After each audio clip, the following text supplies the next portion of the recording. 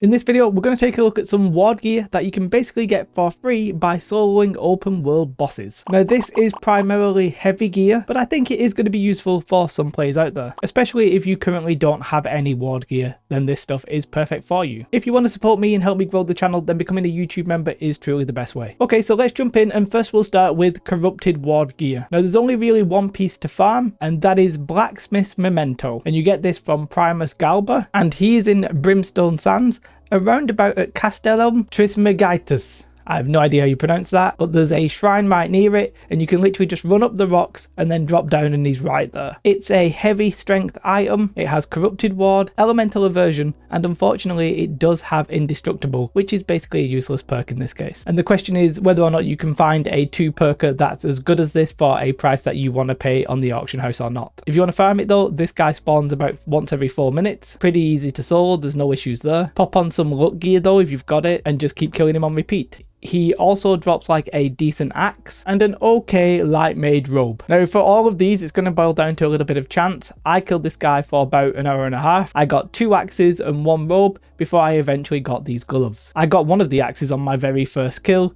so it's impossible for me to say how long it will take. You could be there 5 minutes, you could be there 2 hours. I would say for all of these, you can probably estimate between 1 and 3 hours as being an average, right? And unfortunately, that is it for the corrupted ward gear that you can get in this method. I think the next best way of doing this is probably through the Tempest quest. I believe they give you some ward gear. That's hard for me to check because when I did those quests, they were actually giving the wrong gear score, and I'm pretty sure I just deleted the items. Bit of a mistake, but you know, it is what it is. Okay, moving on to Angry Earth. The first item we're going to look at drops from Sebek in Brimstone Sands, and he spawns at Wadi El Sebek, basically in the oasis that's a little bit south of Brimstone. And he is a giant alligator, and he drops a heavy armor helm, but it does have strength, Angry Earth ward, vigor, and physical aversion. Again, he seems to be on the classic 4-minute spawn timer. Now I do imagine that this is soloable, but whilst I was there was quite a few people farming it, so it was very easy to kill. He also drops a decent axe and a good resilient medium dex piece. The next Angry Earth item is a heavy strength piece, and this drops from Grove Tender Ashuka. Now she's in Jupiter's Grove, and she's on the upper ledge, she's not down below, and she's sort of like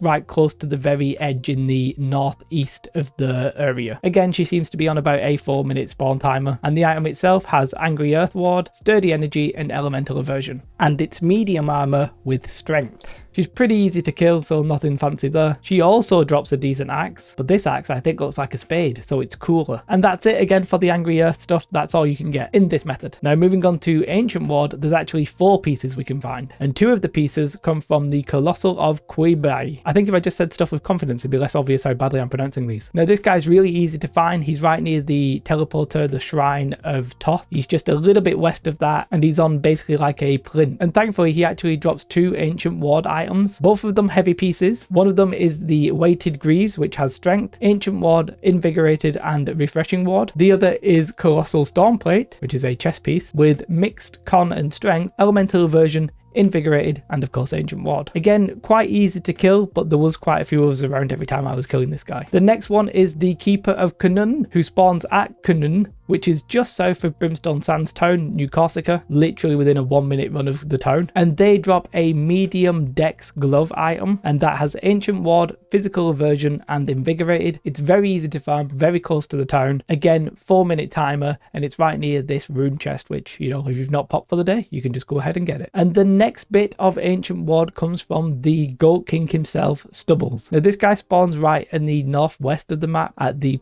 place of pillars, and he's going to drop a helm that is heavy con and strength. It has Ancient Ward, Refreshing Ward, and physical aversion. Now this one does seem like he has a longer spawn than the rest of them, and you have to be a little bit careful here because he spawns on this ledge and he will literally knock you off, because that's what these goats do in this game. Not only that, it seems like you have to trigger his spawning. It doesn't seem like it's automated, so if you're waiting around for him, he won't spawn. So he seems like he spawns about every 9 minutes, so about every like 5-10 minutes, whatever you want to do, jump over to the ledge, run around where the rune is, where you actually read the rune. Then he seems to spawn in one specific place. Now once he spawns, you can literally just jump across the ledge or jump up or whatever and then just shoot him to death. He doesn't retreat or regenerate or anything like that, so you can just kill him very easily. If you try and kill him on that ledge, there's a good chance you'll get knocked down. If you do get knocked down, there is a teleporter not too far away, which is the way that you actually get up, rather than doing all the jumping puzzle to get there. If you have to do the jumping puzzle to get there, you'll be like, you know, struggling. Be aware that there's also 2 goats like on the main ledge. They may knock you off as well if you're not careful, so kill them as well. Stubbles also drops a decent heavy con resilient pair of gloves though, if you can't get the crown. For me, Stubbles is the one that I spent the longest on, only to walk away with nothing. I don't personally need these items, and on average I probably spent an hour at each one just farming them out just to see how quickly I would get them, and I only got one of them. I got quite a few of the other items, a lot of axes for example, but somebody told me that Stubbles, when they would get in the crown, it took them 3 hours. And this is where you need to consider,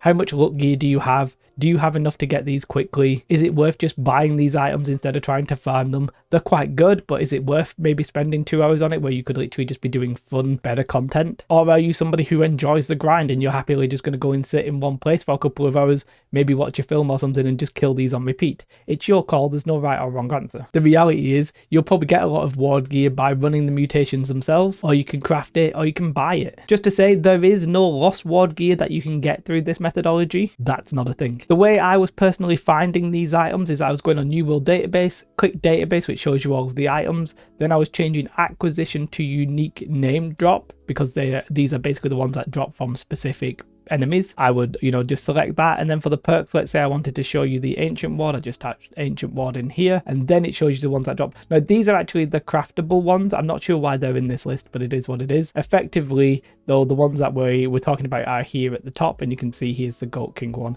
If you want to see where that drops, you can obviously click him, and then, you know, you can click whoever it is, Doubles in this case, and it shows you where he is on the map. Pretty easy. It's a really good website. Obviously the reason I'm showing you this though is just in case if in future stuff like this gets added and you want to know where to farm it, New World Database has got you right covered. So that's some free ward gear you can get. I was going to call it easy, but then when I spent several hours farming it, I was like, oh, it's easy, but it's time consuming, and I'm not sure that fits the definition of easy. But it's definitely free. It just costs you time, I guess. If you want to help me grow the channel and support the channel, becoming a YouTube member is really the best way. Have a most beautiful day. Like and subscribe. Goodbye.